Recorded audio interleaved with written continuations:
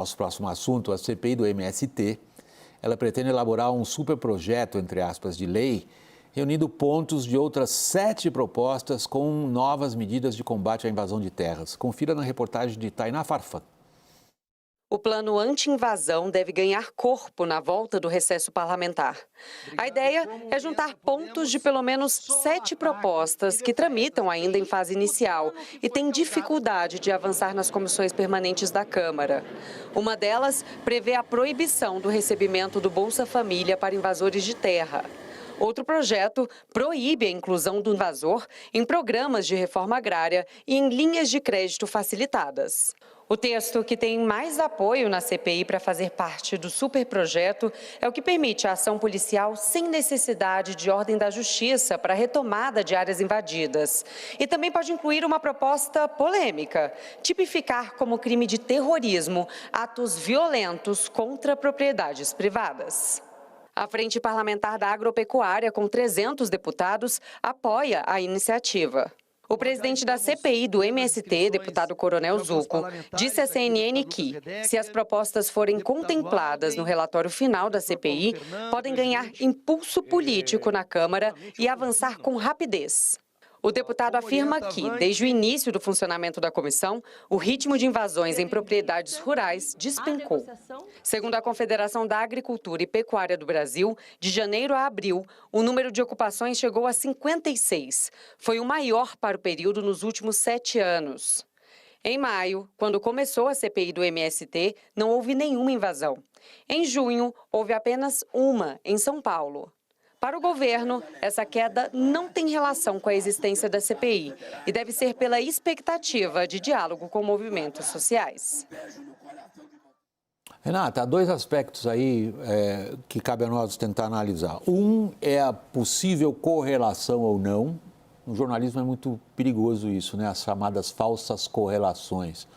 A gente assume que, por exemplo, um determinado movimento como esse, de invasão de propriedades, ganha ou perde impulso em função do funcionamento ou não de uma CPI em Brasília.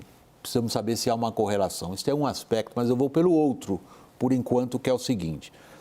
Projetos, matérias legislativas, vamos dizer, desenhadas para combater invasões de terra, estão paradas há bastante tempo.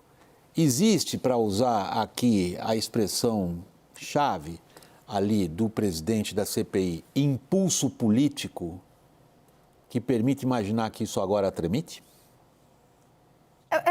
É o questionamento que se coloca de fato, William. Eu chamo a atenção para o seguinte, a oposição que depositava ali fichas enormes na CPMI do 8 de janeiro, no fim acabou por uma enorme confusão sendo atropelada pelo governo naquela CPMI e aí rapidamente olhou para a CPMI do MST como um palco privilegiado para aí sim incomodar o governo.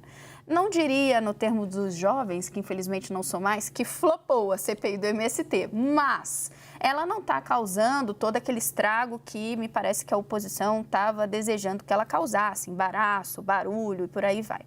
Essa ideia de usar, então, o que está sendo debatido na CPI para que se incorpore ali um conjunto de medidas propositivas no Congresso, me parece uma saída para que a oposição tenha, ao fim e ao cabo, o que apresentar, o que mostrar, dizer que está fazendo mover algum tipo de agenda, que isso não é incomodar necessariamente o governo, é andar com uma pauta que interesse ao grupo de direita, à militância bolsonarista e por aí vai.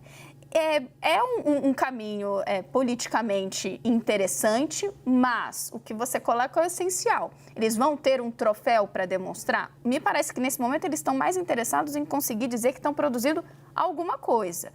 O desfecho, né, em termos de tramitação, eu nem sei se eles têm muita clareza de que eles vão conseguir, no fim, levar. Daniel, a Renata está nos dizendo, da perspectiva dela, que o tal impulso político é duvidoso.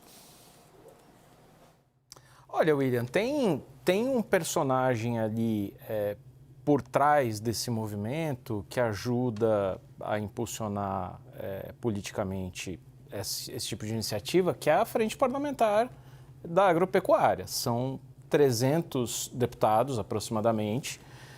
Aliás, garante Tenente Coronel Zucco, que é o presidente da CPI, que a FPA, a bancada ruralista, apoia essa iniciativa.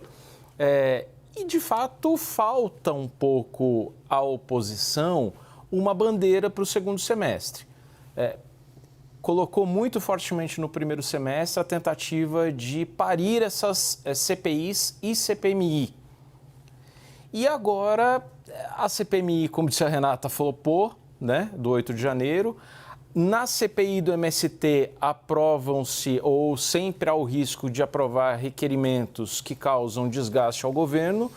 Acabou de ser aprovada a oitiva convocação do G. Dias. Quase foi a votação a convocação do ministro da Casa Civil, Rui Costa. E aí, esse é um caminho apontado para a oposição poder implementar sua agenda no segundo semestre.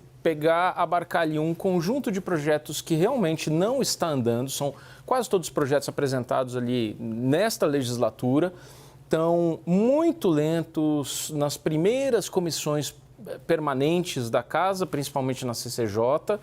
E aí a ideia é, se bota tudo isso num único projeto, com o apoio da FPA, com o impulso político da CPI e sem nenhuma outra bandeira da oposição, isso pode prosperar, né? Principalmente porque a CPI, os integrantes de oposição que mandam na CPI do MST, estão alardeando que, graças ao funcionamento da CPI, as invasões baixaram muito. 2 meses atrás a gente estava falando disso. Eu vou entrar nesse ponto na sequência. Os 2 aspectos que me pareceram essenciais a gente tentar trazer para o público o que está acontecendo nesse sentido. Você vê esse impulso político se articulando, Caio, dentro da seguinte questão. A Frente Parlamentar da Agricultura é a maior bancada dentro do atual Congresso. Para que ela precisa de uma CPI para fazer isso? Bom, se a gente considerar que neste século inteiro, praticamente, nos governos de esquerda, houve uma CPI para investigar o MST. Por quê? Essa é a 7ª, né? Ou a 6ª, não me lembro. Eu tenho essa conta aqui no meu WhatsApp, em algum lugar, que já me passaram oficialmente, inclusive o pessoal do MST. Porque tem essa percepção dentro do agronegócio de que uma CPI tem um efeito pedagógico, principalmente, acima de tudo. Para mais do que virar a lei e aumentar a punição, tem um efeito pedagógico, né? E se nós pegarmos o efeito desta CPI, ela está tendo um efeito pedagógico, desde a instalação uma invasão. Vamos para o segundo ponto. 63. Então. Essa é a correlação que você estabelece. Isso, mas eu não atribuo tão somente a CPI, ela não tem esse superpoder. O governo entrou. Tudo que a gente estava falando até antes, né? Do Haddad, relação Haddad e Faria Lima, a gente pode transpor um pouco para cá. Porque o governo percebeu, e o MST percebeu também, que um processo intenso de invasões de propriedades no Brasil favoreceriam a oposição, primeiro, favoreceriam o bolsonarismo, segundo, e que era preciso, de alguma maneira, tentar deslocar uma agenda de Brasília para o centro, que é o que está acontecendo. Na economia está acontecendo e está acontecendo nesse setor também, né? De certa maneira, o MST também avaliou de que se eu invadir muito, eu vou prejudicar o governo, que Malemar me apoia, né? Apoia, tem um apoio histórico. O governo percebeu que precisava fazer concessões e fez concessões, né? As superintendências dos INCRAs, país afora, hoje, salvo engano, majoritariamente estão por pessoas ligadas ou diretamente indicadas pelo MST. Então, o MST conseguiu também algo que queria. Então, eu queria levantar esse ponto, começando por você, Renata. O João Pedro Stedley, que é o chefe do MST, deu uma entrevista aos colegas do site Metrópolis, acusando o governo de medroso e lento no tratamento da questão, inclusive corrigindo o presidente Lula, dizendo que ele jamais deveria ter usado a palavra invasão. A gente não invade, a gente ocupa. Nas palavras do João Pedro Stedley ao site Metrópolis, aí de Brasília. Ele tem razão? Não compro que haja uma tensão ou uma grande crise entre o MST, o Stedley, Lula e o governo. O que me parece é que existe uma acomodação de discurso e é necessário que Stedley fale com o seu movimento. Então, esse tipo de reparo sobre a retórica ou até cobranças faz parte desse jogo que, nesse caso, não é de tensão, né? Ele é quase um balé coreografado, né? Porque o que Caio traz no sentido de, olha, houve um momento em que o próprio Stedley e o MST entenderam que tinham que ir para cima, porque encontrariam um governo com um olhar mais detido às suas causas, portanto, essa pressão resultaria num retorno mais rápido. Depois houve uma acomodação, porque estava demais, inclusive críticas vindas de vários lados. Olha, tudo bem, vocês estão ocupando, mas vocês estão invadindo terra da Embrapa, estão invadindo terra produtiva, todo esse debate que vem junto.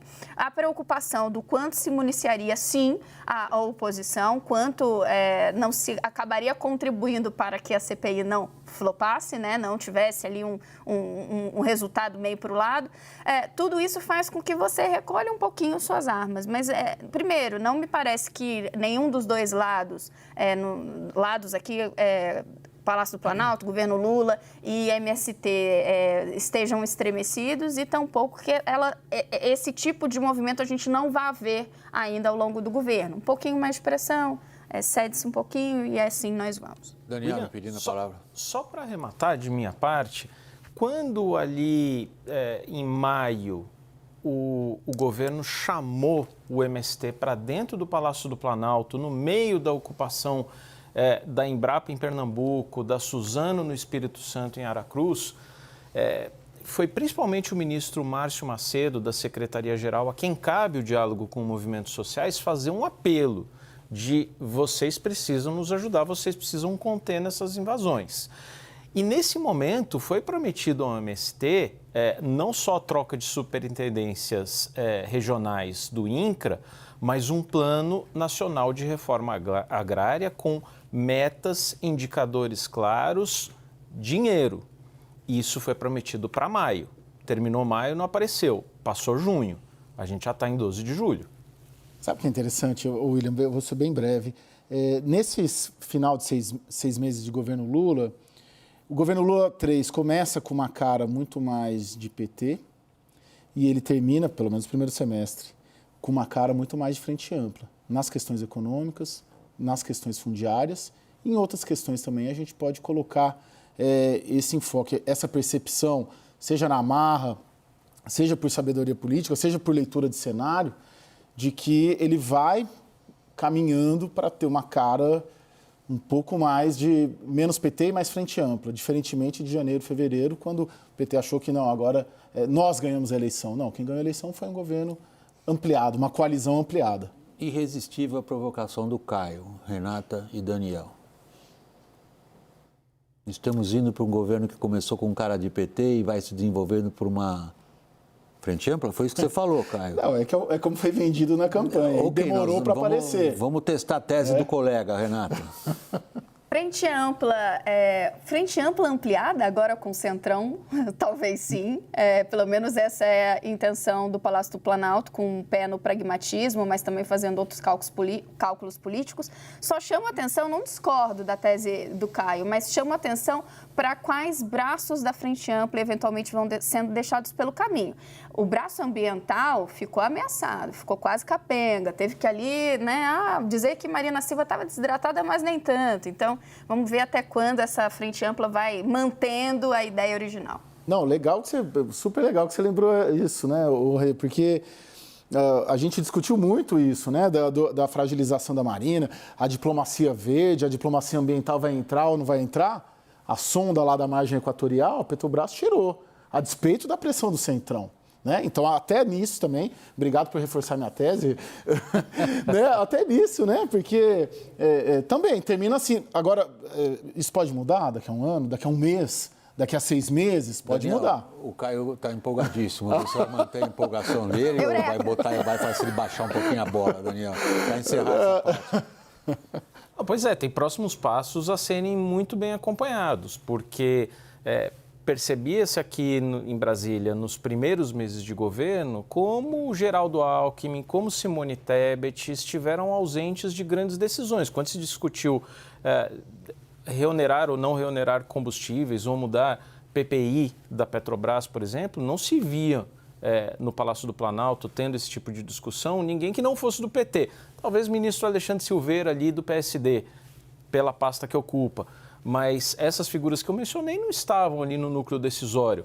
Alckmin ganhou alguma relevância ali, principalmente nessa discussão dos descontos para carros mais baratos, mas o MIDIC, pasta que ele comanda, também já começa a ser ali um possível abrigo de petistas que podem ser deslocados de outras pastas para dar espaço para o Centrão.